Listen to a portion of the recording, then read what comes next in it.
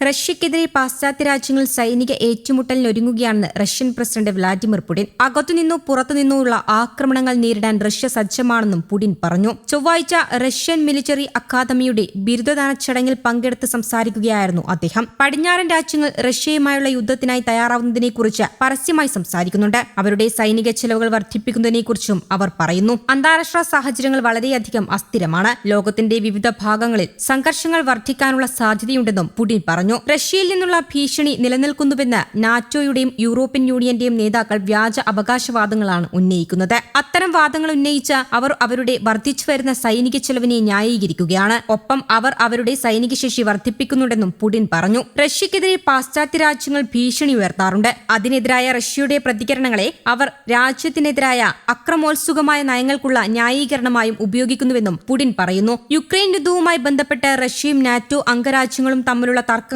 രൂക്ഷമാകുന്നതിനിടയിലാണ് പുടിന്റെ പ്രതികരണം. എന്ത് വെല്ലുവിളിയോടും പ്രതികരിക്കാൻ റഷ്യ തയ്യാറാണെന്നും പുടിൻ പറഞ്ഞു. രാജ്യത്തെ സൈനിക ശേഷിയെ ആധുനികവൽക്കരിക്കാനുള്ള ശ്രമങ്ങൾ തുടരുന്നുണ്ട്.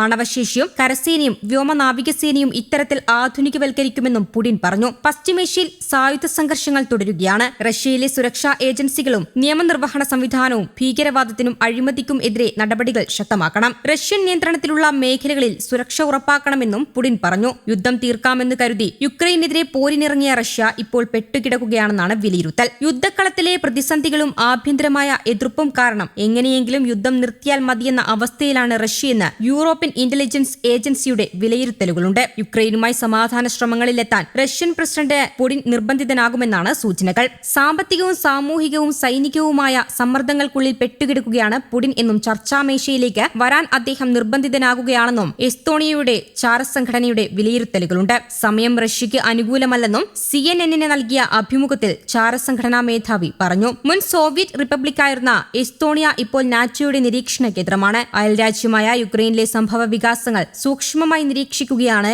എസ്തോണിയൻ ചാരസംഘടന. പൂർണ്ണ വിജയം എന്ന ലക്ഷ്യം റഷ്യ ഏതാണ്ട് ഉപേക്ഷിച്ച മട്ടാണ്. യുക്രൈനിലെ സാഹചര്യങ്ങൾ റഷ്യയ്ക്ക് എതിരാണ്. റിക്രൂട്ട് ചെയ്യുന്നതിനേക്കാൾ കൂടുതൽ സൈനികരെ റഷ്യയ്ക്ക് നഷ്ടപ്പെടുന്നുണ്ട്. റഷ്യയ്ക്ക് ഇനിയൊരു മുന്നേറ്റം നടത്തണമെങ്കിൽ കൂടുതൽ സൈനികരെ രംഗത്തിറക്കേണ്ടി വരും. 2 ലക്ഷത്തോളം സൈനികരെയെങ്കിലും രംഗത്തിറക്കിയാലേ എന്തെങ്കിലും മുന്നേറ്റം സാധ്യമാകൂ. എന്നാൽ അത്തരമൊരു നീക്കം ആഭ്യന്തരമായി കൂടുതൽ പ്രതിസന്ധികൾ റഷ്യയ്ക്കുണ്ടാക്കുമെന്നും അദ്ദേഹം കൂട്ടിച്ചേർത്തു. റഷ്യക്കാർക്ക് പ്രതിമാസം 15,000 മുതൽ 20,000 വരെ സൈനികരെ നഷ്ടപ്പെടുന്നതായി US state secretary Marco Rubio കഴിഞ്ഞ ആഴ്ച പറഞ്ഞിരുന്നു. യുക്രൈൻ പ്രതിരോധ മന്ത്രാലയത്തിന്റെ കണക്കനുസരിച്ച് ഏപ്രിലിൽ 35,203 റഷ്യൻ സൈനികർ കൊല്ലപ്പെടുകയോ ഗുരുതരമായി പരിക്കേൽക്കുകയോ ചെയ്തിട്ടുണ്ട്. യുദ്ധം തുടങ്ങി 7 മാസങ്ങൾക്ക് ശേഷം 2022 സെപ്റ്റംബറിലാണ് റിസർവ് സൈനികരുടെ വലിയ റിക്രൂട്ട്മെന്റിന് റഷ്യ ശ്രമം നടത്തിയത്. എന്നാൽ ഇത് രാജ്യത്തിനകത്ത് വലിയ പ്രതിഷേധങ്ങൾക്ക് കാരണമായി. നിർബന്ധിത സൈനിക സേവനത്തിൽ നിന്ന് രക്ഷപ്പെടാൻ വൻതോതിലാണ് പുരുഷന്മാർ നാടുവിട്ടത്. തുടർന്ന് സൈന്യത്തിൽ ചേരുന്നവർക്ക് വൻതുക ബോണസും മറ്റ് ആനുകൂല്യങ്ങളും വാഗ്ദാനം ചെയ്ത